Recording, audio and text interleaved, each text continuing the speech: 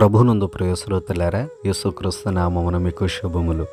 మన ఆత్మీయ మేలు కొరకే ఈ దిన వాక్యాంశము 5వ కీర్తన 3వ చరణం. యెహోవా, ఉదయమున నా కంఠస్వరము నీకు వినబడును, ఉదయమున నా ప్రార్థనని సన్నిధిని సిద్ధము చేసి కాచియుందును. భక్తుడైనటువంటి దావీదు ఉదయమే లేచి ప్రార్థనతో తన జీవితాన్ని ప్రారంభిస్తున్నాడు. ఉదయమే లేచి ప్రార్థనతో దేవునికి దగ్గరవుతూ ఉన్నాడు. దేవునితో తన జీవితాన్ని ప్రారంభించాలనుకుంటూ ఉన్నాడు.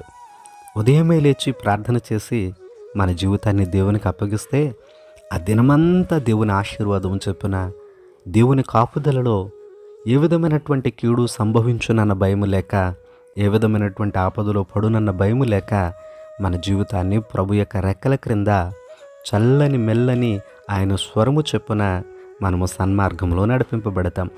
దావీదు యొక్క నిరీక్షణ ఏంటి అని అంటే, నేను ప్రార్థన చేసి నా జీవితాన్ని దేవునికి అప్పగించి ఈ దినమును గనక ప్రారంభిస్తే ఈ దినముందు వచ్చే ప్రతి కీడు నుండి నేను తప్పించబడతాను, ఎన్నో ఆశీర్వాదాలు నా సొంతం చేసుకుంటాను అని భక్తుడైనటువంటి ఈ కీర్తనకారుని యొక్క నిరీక్షణ.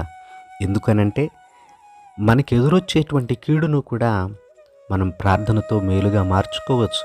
ఎందుకనంటే దేవుడు మనకి కలిగి ఉన్న ప్రతి కీడును ఆయన మేలుగా మార్చగలడట. అందుకనే దావీదు యొక్క నిరీక్షణ ఏంటి అని అంటే, ఆ దినముందు దేవునికి ప్రార్థన చేస్తాడు. ఉదయమే లేవగానే దేవునికి ప్రార్థన చేసి ప్రార్థనతో తన జీవితాన్ని ప్రారంభిస్తాడు. ఆ జీవితంలో వచ్చేటువంటి ప్రతి విధమైనటువంటి ఒడుదుడుకులను, కష్ట నష్టాలను ఎదిరించి జయించగలిగేటువంటి శక్తిని ప్రార్థన ద్వారా ప్రభు యొద్ద నుండి పొందుతాడు. అందుకనే దావీదు దినమునకు 7 మారులు ప్రార్థించిన అనుభవం కలిగిన వ్యక్తిగా బైబిల్ గ్రంథంలో మనకు కనపడుతూ ఉంటాడు. ప్రియులారా, ఈ రోజున మనము కూడా దేవుని యొక్క వాక్యం ద్వారా ఎన్ని మారులు ప్రార్థించే వ్యక్తులుగా ఉన్నాము? ఉదయమే లేచి ప్రార్థనతో మన జీవితాన్ని ప్రభువుతో ప్రారంభిస్తున్నామా? అట్లాగున కనుక దేవునికి మన జీవితాన్ని అప్పగించి ప్రభువుకి ప్రార్థించి ఈ దినమంతా ప్రభా నీతో గడపాలని, నీ ఆశీర్వాదం పొందాలని, నీ కాపుదలలో ఉండాలని నేను కోరుకుంటూ ఉన్నానని ప్రభువుకు స్తుతి ప్రార్థన చేసి మన జీవితాన్ని ప్రభువుకు అప్పగించుకుంటే నిశ్చయముగా ప్రభువు మన జీవితాల్లో ప్రతి విధమైన కీడును తొలగించి అది మేలుగా మార్చి మన జీవితాలను ఆశీర్వాదకరంగా మారుస్తాడు.